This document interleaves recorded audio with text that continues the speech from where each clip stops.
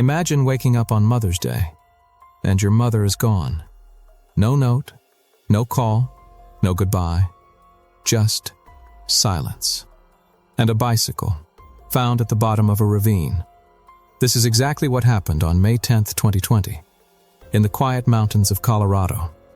A woman named Suzanne Morphew went out for a bike ride and never came back.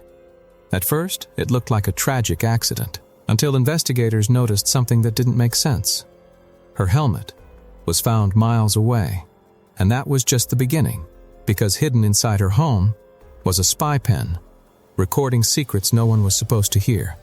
A secret relationship, dozens of messages on the last day she was alive, and 8 hours of her husband's phone completely dark. This wasn't just a disappearance. It was a story full of secrets, contradictions, and something far more disturbing. Because when you start putting the pieces together, one question refuses to go away. What really happened to Suzanne Morphew? Suzanne's murder, she was still missing. Suzanne, you may remember, went missing in 2020. And Morphew's wife, Suzanne, disappeared on Mother's Day in 2020. Of his wife, Suzanne. She went missing in Chaffee County on Mother's Day in 2020. His wife's disappearance. Suzanne Morphew's death.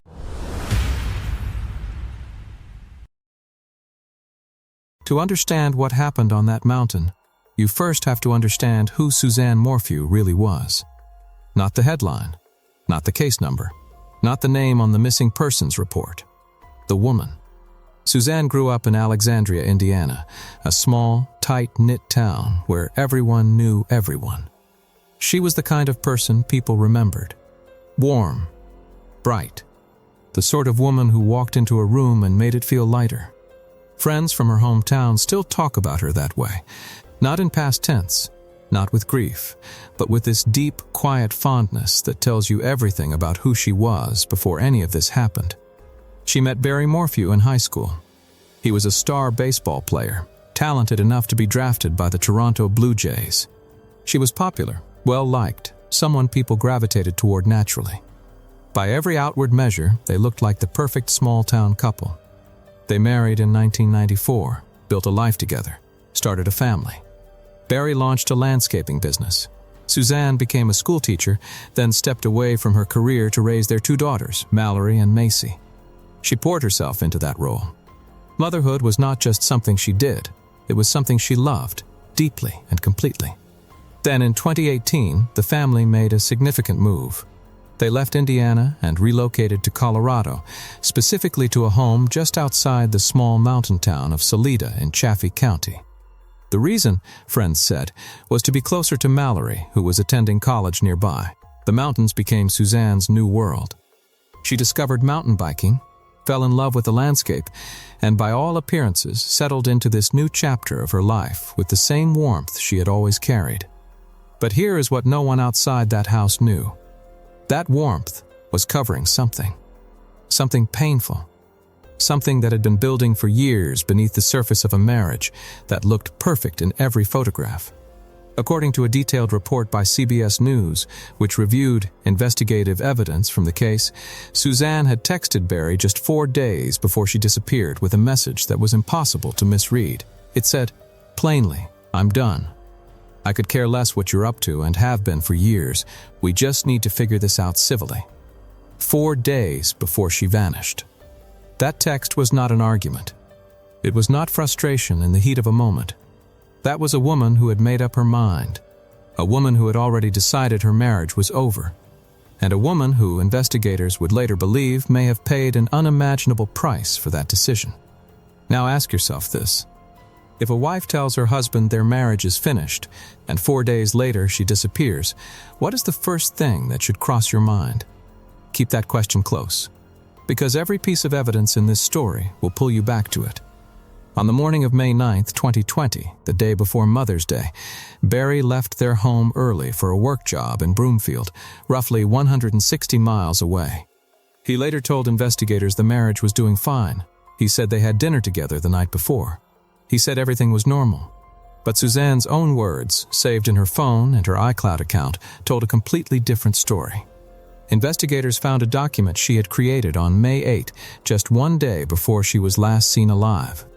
She had titled it Grievances, It was a private list, written for herself, cataloging what was wrong. It mentioned her wedding ring, which Barry had allegedly melted at some point. It mentioned women on Facebook. It mentioned an incident in Mexico where Barry had tried to grab her phone away from her. This was not a woman at peace. This was a woman quietly preparing for something, building her case, documenting her pain, getting ready to leave. And then, the very next morning, her daughters were away on a camping trip. Barry was 3 hours down the road, and Suzanne Morphew was alone in those mountains. What happened in those hours is the heart of this entire story, and what investigators found next would turn a missing persons case into something no one in that Colorado mountain town was prepared for.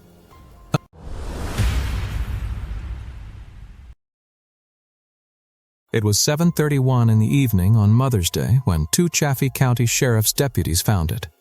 A blue mountain bike, lying on its side at the bottom of a ravine off County Road 225 near Highway 50.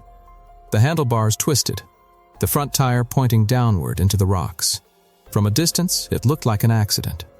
But the closer they looked, the more wrong everything felt. There was no blood, no torn clothing, no sign that a human body had hit the ground anywhere near that bike. Suzanne was described as relatively new to mountain biking, so investigators initially kept an open mind. Maybe she had fallen. Maybe she had crashed and wandered off disoriented. But here is the thing about a mountain biking accident serious enough to make someone vanish completely. It leaves evidence. Broken skin, scuffed gravel, something, anything. There was nothing. Investigators began documenting the scene carefully, and what they found, or rather what they did not find, started building a quiet but growing sense that this bicycle had not been ridden off that cliff. It had been placed there.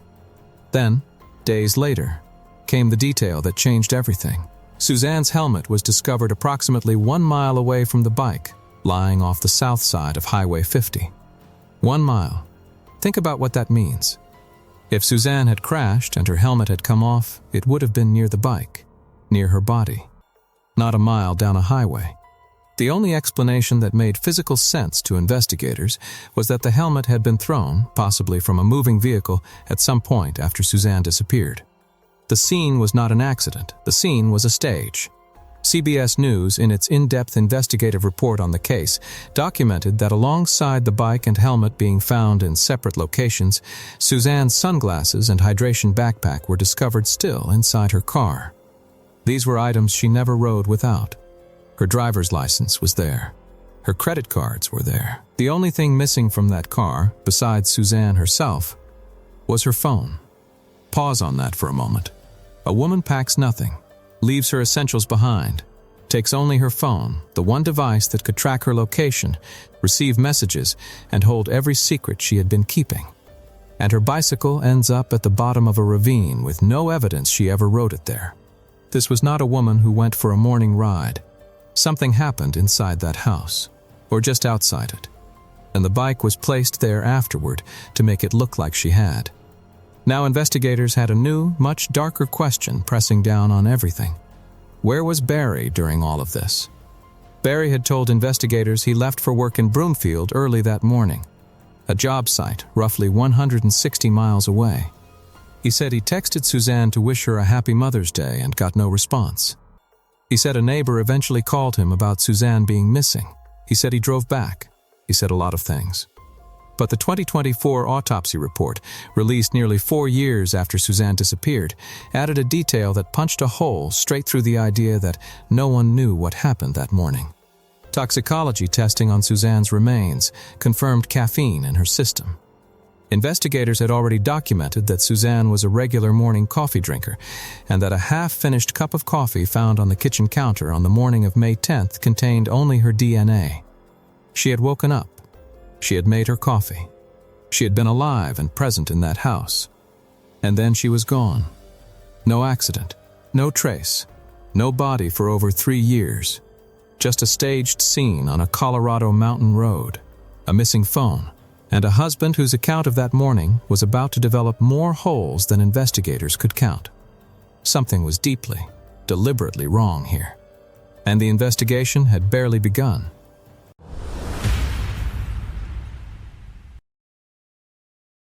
10 days into the investigation, something extraordinary happened. Investigators searching inside the Morphew home made their way into the master bedroom. They were looking for anything, any object, any detail that could explain where Suzanne had gone. What they found was sitting in the closet. It looked like an ordinary pen.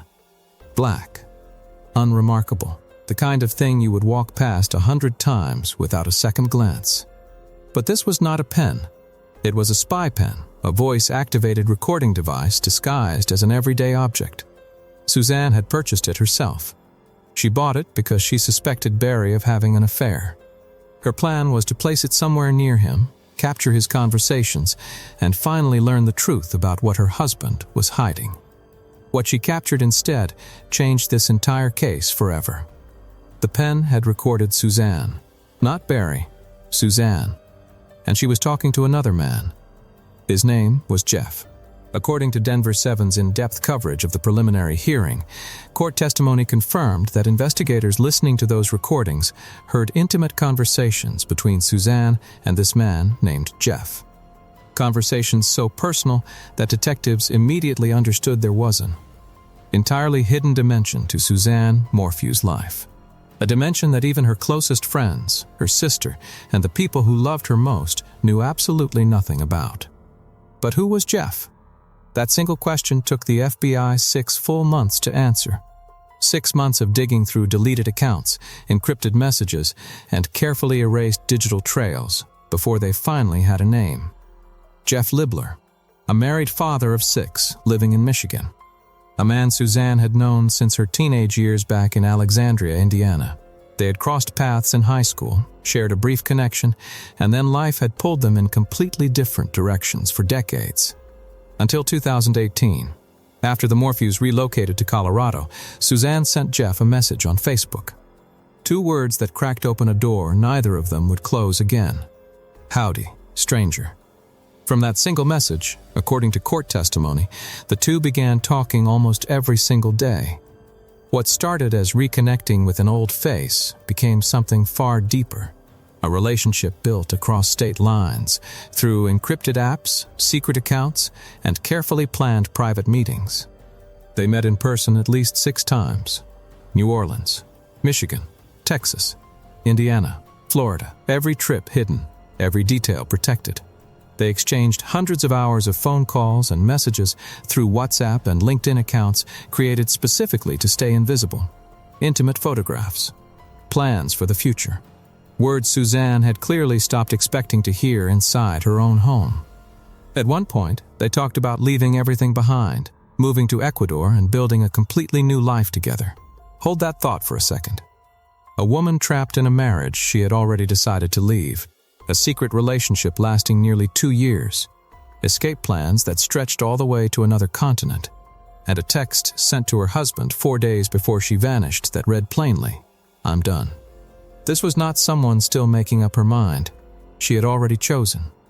On May 9th, 2020, the day before Mother's Day, Suzanne and Jeff exchanged 59 messages, more contact than any previous day on record. At 2:03 in the afternoon, she sent him a photo of herself, sunbathing in her backyard. Investigators would later describe this image as her last known proof of life.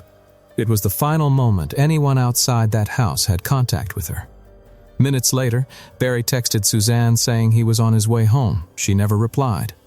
When investigators eventually tracked down Jeff Libler, he did not deny anything. He confirmed the relationship fully, but he had not come forward voluntarily. After Suzanne disappeared, he deleted every account he had used to reach her. He told investigators he was protecting her memory. He admitted he was also protecting his own marriage, his children, and his job. His alibi was verified. He was in Michigan that weekend. He was cleared completely. But what his testimony left behind was something no alibi could erase. A picture of a woman deeply in love with someone and running out of time to reach the life she wanted. A woman whose last documented moment was a quiet afternoon in her own backyard, sending a photo to the man she had chosen. And then, nothing.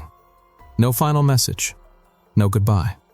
Just the kind of silence that only happens when something goes catastrophically, irreversibly wrong. What happened between that photograph and the moment her daughters could not reach her on Mother's Day morning drove this investigation forward for the next 5 years. And what investigators uncovered next, inside Barry's own phone data and inside that truck, was the evidence that shifted this case from a mystery into something that looked a great deal more like a calculated crime.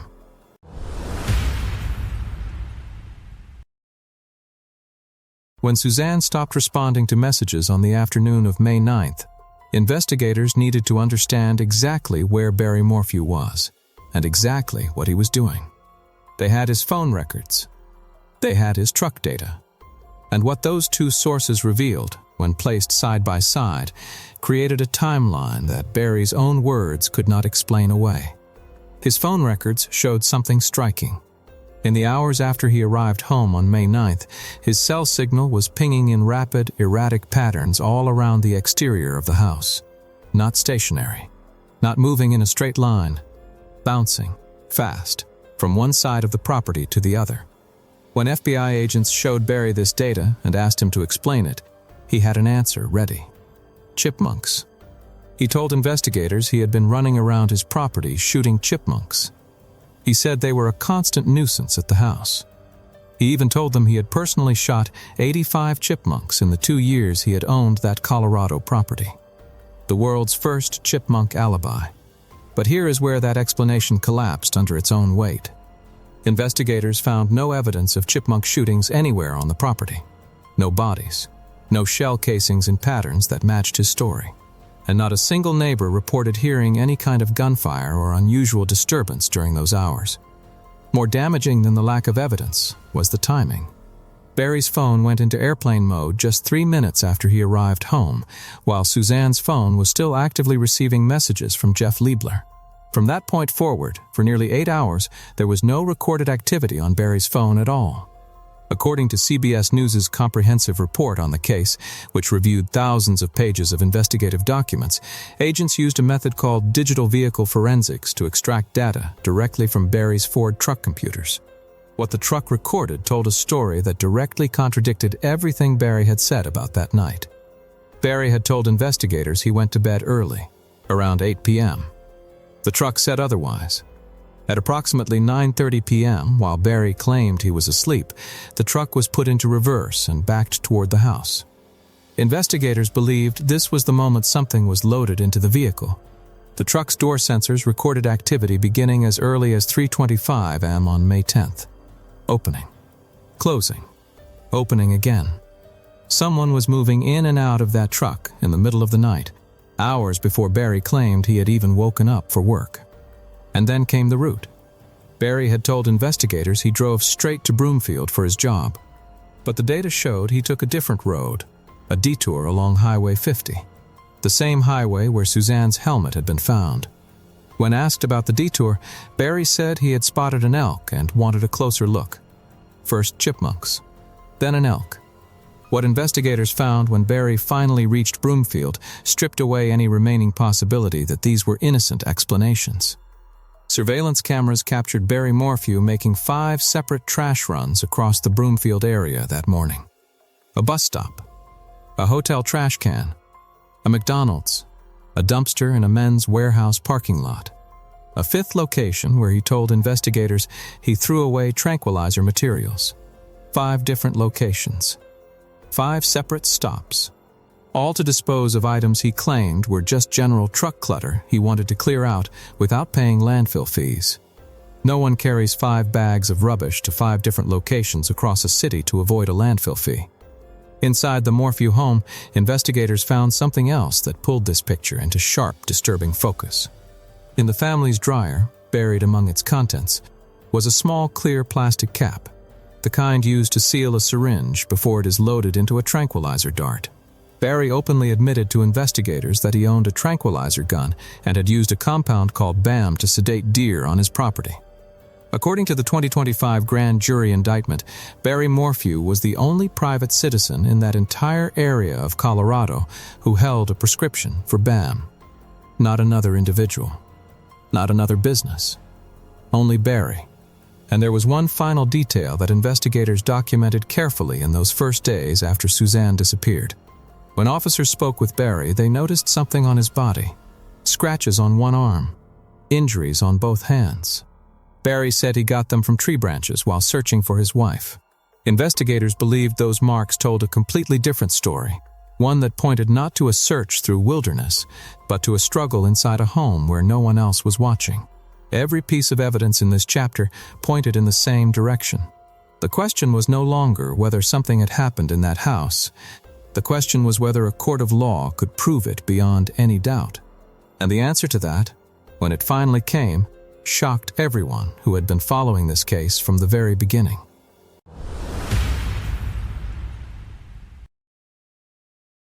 For 3 years, 3 months, and 12 days, Suzanne Morphew was missing. No body, no grave, no final resting place that anyone could find, grieve at, or hold on to. Her family searched. Volunteers combed through mountains and wilderness. Investigators filed warrants, pulled records, and followed every lead. Her brother organized search parties.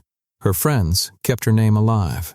The community around Salida carried the weight of her absence like something physical, a presence that never left even though she had. And then, on September 22, 2023, agents with the Colorado Bureau of Investigation were working an entirely unrelated case near the small southern Colorado town of Moffett, roughly 50 miles south of where Suzanne had last been seen. They were not looking for her, but they found her. Suzanne Morphew's skeletal remains were discovered in a shallow grave, what the 2025 indictment would later describe as a clandestine burial site in a remote desert field known locally as the Boneyard. Less than an hour's drive from the home she had shared with Barry. Her family released a statement expressing shock, grief, and something that had kept them going through every one of those 3 years. Gratitude. Gratitude to every person who had never stopped looking. But the discovery did not bring clarity. It brought a new layer of questions that no one was ready for. According to CNN's reporting on Barry Morphew's June 2025 rearrest, the autopsy conducted by the El Paso County Coroner's Office delivered a finding that changed everything investigators thought they understood about how Suzanne had died. The cause of death was ruled a homicide. But the method was not blunt force, not a gunshot, not strangulation. The toxicology report found 3 specific chemicals locked inside Suzanne's bone marrow: butorphanol, azaparone, medetomidine, 3 drugs that together form a compound called BAM, a powerful sedative used exclusively to tranquilize wildlife. The autopsy confirmed that Suzanne's body had begun metabolizing the drug before she died, meaning the compound was in her system while she was still alive, meaning her death was not immediate, meaning she had been sedated first. And there was only one private citizen in that entire region of Colorado who held a prescription for BAM Barry Morphew. The indictment was unsparing in its language on this point. Prescription records confirmed that no other individual, no other business, only Colorado Parks and Wildlife and the National Park Service had obtained BAM in that area between 2017 and 2020. No government supply was unaccounted for. The trail pointed in one direction only. But the forensic discoveries did not stop there. Investigators examining the condition of Suzanne's remains and the state of her clothing made a conclusion that even seasoned investigators found difficult to process. Her body had not decomposed where it was found. The shallow grave near Moffat was not her first grave. Based on evidence including minimal insect activity, the condition of her clothing, and the bleached state of her bones, forensic experts determined that Suzanne's remains had been moved, at minimum twice after her death. She had been buried somewhere else first, then relocated. The indictment stated plainly that the boneyard was not where she was initially killed. Someone had moved her body across the Colorado landscape, more than once. On June 18, 2025, nearly 5 years after Suzanne Morphew disappeared, a Colorado grand jury returned a new indictment. 2 days later, on June 20, 2025, Barry Morphew was arrested in Arizona during a traffic stop. He was extradited back to Colorado, held on $3 million cash-only bond, and charged with first-degree murder for the second time in his wife's death. He pleaded not guilty. His daughters, Mallory and Macy, stood by him, as they had from the very beginning. His attorneys blasted the indictment, calling it the government once again allowing a predetermined conclusion to drive their search for evidence. And yet the case that had collapsed in 2022, undone by prosecutorial failures and withheld evidence, was rebuilt, because the ground had finally given Suzanne back. And what her remains carried inside them told a story that no courtroom procedural error could erase. There is one final thread in this case that has never been resolved: the unknown male DNA found inside Suzanne's Range Rover, on the glove box, on her bike grips, on her handlebars, on her bike seat. DNA that matched neither Barry Morphew nor Jeff Libler, but partially matched an unknown male connected to unsolved sexual assault cases in Arizona and Illinois. That DNA has never been explained. It raises a question that prosecutors, defense attorneys, and investigators have never been able to fully answer. Was there someone else involved in Suzanne Morphew's death that this investigation has never identified? Barry Morphew's trial is scheduled. The evidence has been rebuilt from the ground up, and a jury will soon be asked to decide what 12 years of investigation, forensic science, and digital data have been building toward. But until that verdict comes, Suzanne Morphew's story remains unfinished. And somewhere in the mountains and deserts of Colorado, the full truth of what happened to her is still waiting to be spoken aloud.